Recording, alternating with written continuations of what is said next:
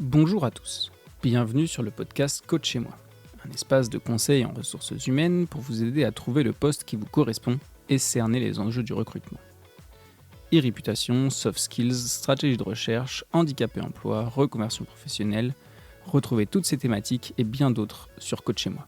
Je suis Dorian, votre hôte sur ce podcast. J'évolue chez LHH Recruitment Solutions, cabinet de recrutement et accompagnement d'experts, de cadres et de dirigeants. Parce que chez LHH Recruitment Solutions, nous savons que le monde du travail change rapidement, nous vous livrons dans ce podcast les conseils pour vous aider à construire la vie professionnelle qui vous ressemble. Et ce, tout au long de votre carrière. Prêt pour entrer dans le monde des RH ? C'est parti. Bonne écoute. Nous nous retrouvons dans ce nouvel épisode de Coach chez moi pour évoquer le thème du bien-être en entreprise. Nous allons tenter dans ce cadre de comprendre comment favoriser notre épanouissement au travail et comment trouver un équilibre sain dans notre vie professionnelle en préservant notre santé mentale. Pour cela, nous nous pencherons tout d'abord sur la notion de stress au travail afin d'en identifier les causes. Également à l'ordre du jour de nos réflexions dans cet épisode, le sujet du droit à la déconnexion, mais également de la culpabilité que l'on peut ressentir lors des périodes de recherche d'emploi. Commençons donc par nous pencher sur le stress au travail. Tentons d'abord de le définir. Alain Gintrac, dans la revue Management et Avenir, nous rappelle l'accord national interprofessionnel du 2 juillet 2008 entre les partenaires sociaux qui indique, je cite, qu'un état de stress survient lorsqu'il y a déséquilibre entre la perception qu'une personne a des contraintes que lui impose son environnement et la perception qu'elle a de ses propres ressources pour y faire face. Sachez par ailleurs que de nombreuses causes peuvent être à l'origine d'une situation de stress au travail. Ce peut être lié à la charge de travail et aux délais associés, ou encore à la sollicitation du manager ou un mode de management trop autoritaire ou infantilisant.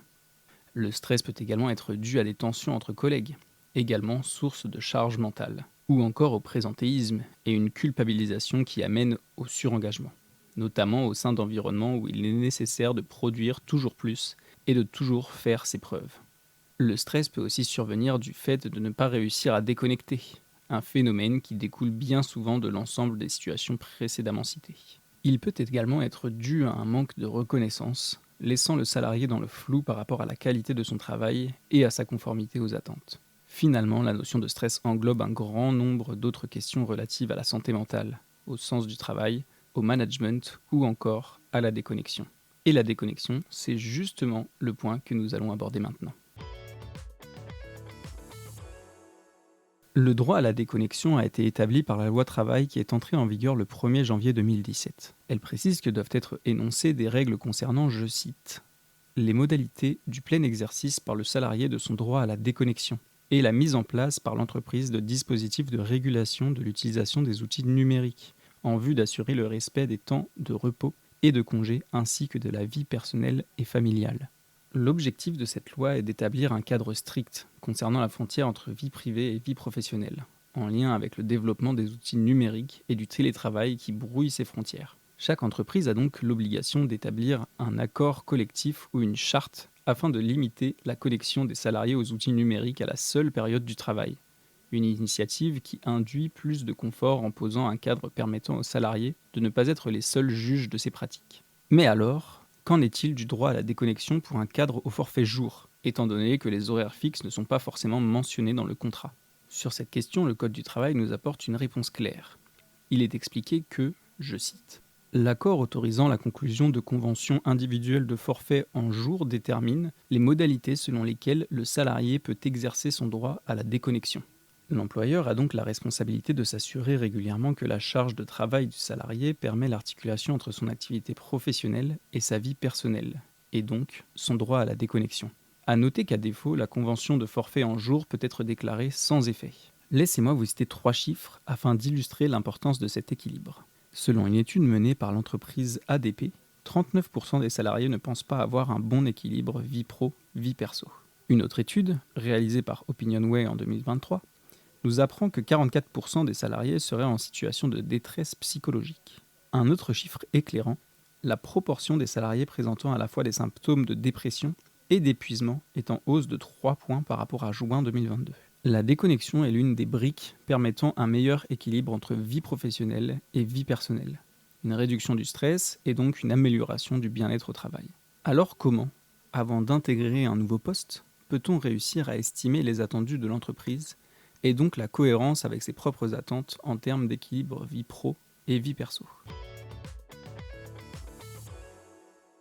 Sachez qu'il est tout à fait possible en entretien de poser la question des amplitudes horaires attendues. C'est d'ailleurs une façon de montrer que l'on se projette de manière très concrète dans l'entreprise. Par ailleurs, le stress est une question qui peut être abordée en entretien. Une transparence qui vous permettra de savoir rapidement si votre tempérament est compatible avec les attendus de l'entreprise. Pour amener le sujet en douceur, pourquoi ne pas l'aborder lors de la question souvent posée des qualités et des défauts? Mettez en avant en tant que qualité votre sensibilité par exemple, qui vous permet d'être plus attentif aux autres, plus à l'écoute, mais qui constitue parfois aussi une source de stress. Notez bien que l'employeur a plutôt tendance à chercher des personnes de tous les horizons afin de construire un collectif complémentaire. Donc l'enjeu n'est pas que tout le monde soit identique.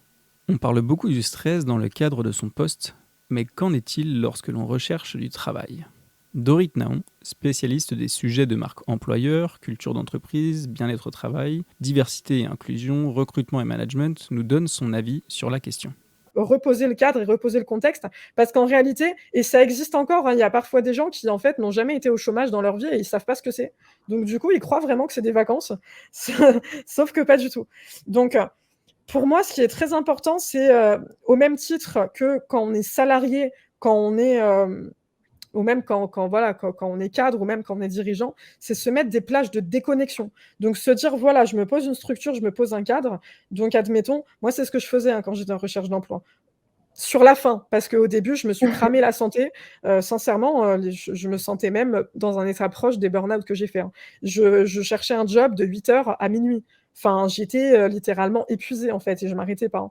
Donc du coup, je me suis dit de 8h à 16h à peu près, je cherche un job. Et en fait, je faisais ça en bonne intelligence. C'est-à-dire que de 8h à midi, je cherchais un job sur les job boards habituels, donc Indeed, Pôle emploi, Monster. Et l'après-midi, je ne cherchais pas sur les job boards, mais je le consacrais à faire vraiment de la prospection. C'est-à-dire que j'appelais les entreprises. En fait, j'étais terrain. J'allais chercher la solution concrète. Ou alors, j'envoyais des messages sur LinkedIn aux entreprises dont j'avais vu au préalable les annonces d'emploi sur les sites, donc du coup sur Indeed, sur Pôle emploi, etc. Et je les contactais en direct pour chercher le contact. Et du coup, voilà, ça créait un rythme différent.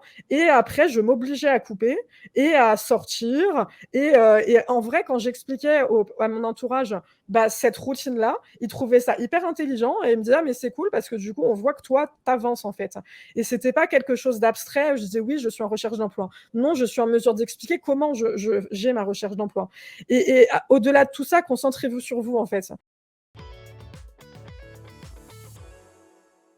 Comme le dit l'APEC dans un article publié en avril 2023, que je cite, « Depuis la crise sanitaire de la Covid-19, la question du sens au travail a pris une nouvelle importance. Au-delà de la mise en place du télétravail et des évolutions organisationnelles, c'est l'utilité sociale et la valeur du travail dans son ensemble que les cadres interrogent. Une question profondément liée à celle de l'engagement et qui représente un enjeu décisif pour les entreprises. Les salariés, et c'est peut-être votre cas également, se demandent de plus en plus « Qu'est-ce que je veux réellement faire ? Qu'est-ce que je peux supporter ou non dans le cadre de mon travail ?» Cette question du sens au travail est particulièrement prégnante auprès de la nouvelle génération pour laquelle, par ailleurs, le CDI est désormais moins attractif. Ils préfèrent désormais se tourner vers des types de contrats plus flexibles. Et puis, ces jeunes générations n'hésitent plus à quitter leur poste pour aller voir ailleurs. Mais pour tous, plusieurs facteurs entrent en jeu dans la notion de sens au travail. On peut ainsi citer les valeurs de l'entreprise. Est-ce que les notions de diversité et d'inclusion sont réellement prises en compte, par exemple ? On trouve aussi la notion de fierté d'appartenance. Est-ce que je suis fier de travailler dans cette entreprise ? Quelle est sa réputation et suis-je en phase avec celle-ci ? Un autre élément constitutif de cette notion de sens au travail, comme nous l'avons évoqué, est l'équilibre vie pro et vie perso. Quel est le mode de management qui semble adopté dans l'entreprise ? Est-ce compatible avec mes attentes ? Et quelle est la charge de travail demandée ? On entend parfois parler de bon stress. Mais ce bon stress existe-t-il réellement ? Et à l'inverse, quel serait le mauvais stress ? L'INRS, l'association actrice du dispositif de prévention en France, nous éclaire sur ce point, je cite. Selon les idées répandues, le bon stress permettrait aux salariés de donner le meilleur d'eux-mêmes, tandis que le mauvais stress rendrait malade. Il n'y a pourtant scientifiquement ni bon ni mauvais stress, mais une réponse d'adaptation de l'organisme rendue nécessaire par les changements de l'environnement. Il faut en revanche différencier stress aigu et stress chronique, qui ont des effets distincts sur la santé. Doride Nahon nous donne son avis sur la question. Moi, je parlerais en fait de ces moments d'adrénaline où, on sait qu'en fait, justement, on est dans une période de gros rush, qu'elle va s'arrêter parce que, c'est une période. On sait que, par exemple, moi, par exemple, j'ai un client, je sais qu'il me dit, «Oui, mai-juin, c'est la pire période, mais par contre, ça va parce que je sais qu'après, je pourrai me reposer». Mmh. Donc, on sait que chaque année, c'est comme ça. On peut aussi se préparer un petit peu psychologiquement. Donc, on se met un peu, dans cette situation où, voilà, c'est un petit challenge, c'est boostant, on sait que ça va s'arrêter, donc, c'est pas, une condition normale, c'est exceptionnel et cette notion d'exceptionnel, elle est très importante à garder en tête pour ne pas normaliser non plus le stress en se disant: «C'est du bon stress». Une entreprise qui vous embauche en vous disant: «Oui, mais on te propose beaucoup de challenges, je sais que ta fiche de poste, elle est très, très longue, mais t'inquiète pas, c'est du bon stress». Non, parce que là, on vous vend un cadre au travail quotidien comme étant réellement destructeur pour votre santé mentale. Non. Par contre, de se dire qu'effectivement c'est temporaire, oui, ça peut être du bon stress et du coup, ça peut générer un sentiment de fierté et d'accomplissement. Doride Nahon reprend effectivement ici les notions soulignées par l'INRS. Il s'agit de faire la différence entre une situation qui ne s'inscrit pas dans la durée, qui génère un stress passager, et le stress chronique, amené à s'installer, qui empêche de prendre du recul, générant des symptômes qui peuvent être insidieux, tels que la fatigue, l'irritabilité, les troubles du sommeil ou encore des troubles alimentaires.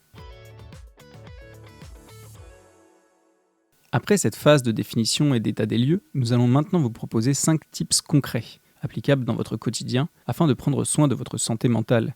Mais notez bien que selon votre ressenti, l'aide d'un professionnel peut être nécessaire. Si vous pensez être stressé de manière chronique, ne restez pas seul. Parlez de votre mal-être au psychologue du travail ou à votre médecin traitant, à l'infirmier du travail ou encore à votre manager. Conseil numéro 1.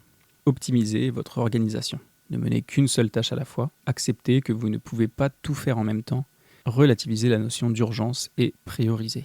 Deuxième conseil, dans le même sens, apprenez à dire non si vous estimez que vous n'avez pas la possibilité de prendre ce nouveau dossier et que vous êtes en mesure de le justifier. Faites une liste exhaustive de vos tâches et de vos priorités. Appliquez avec bienveillance les raisons de votre refus et proposez si possible une solution alternative. Par exemple, le décalage du projet ou la dépriorisation d'une tâche pour pouvoir vous concentrer sur ce nouveau sujet. Conseil numéro 3. Si vous en avez la possibilité, déléguez. Lâchez prise et libérez-vous de l'envie de faire parfaitement les choses. Quatrième conseil, analysez la source de votre stress au travail. Nous l'avons vu au début de cet épisode, les causes peuvent être multiples. Un sentiment d'exclusion, un manque de reconnaissance, une incapacité à décrocher, un manque de sens dans les missions ou encore une forte pression. Le fait d'analyser la source de votre stress vous permettra de mettre en place des actions avec votre manager. Et enfin, cinquième conseil, gérez votre temps de travail. Déconnectez lorsque votre journée de travail est terminée. Ne lisez pas vos mails en continu et partez à l'heure convenue sans culpabiliser. Pensez également à faire des pauses, une pratique qui peut vous permettre d'être plus efficace, en revenant sur vos dossiers avec un œil nouveau. 3 éléments à retenir pour conclure cet épisode.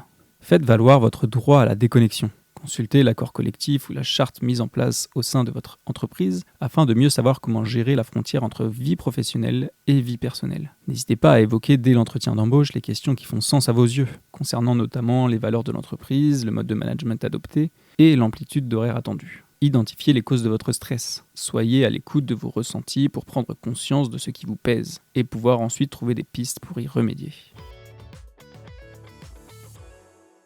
Merci à tous pour votre écoute, nous espérons que ce contenu vous a plu. N'hésitez pas à partager ce podcast à votre entourage et à nous faire parvenir vos commentaires, ressentis et expériences sur nos réseaux sociaux. Rendez-vous sur lhh.com pour découvrir plus de conseils et les clés pour vous épanouir dans un monde du travail en perpétuel changement et trouver votre prochain défi professionnel. À bientôt.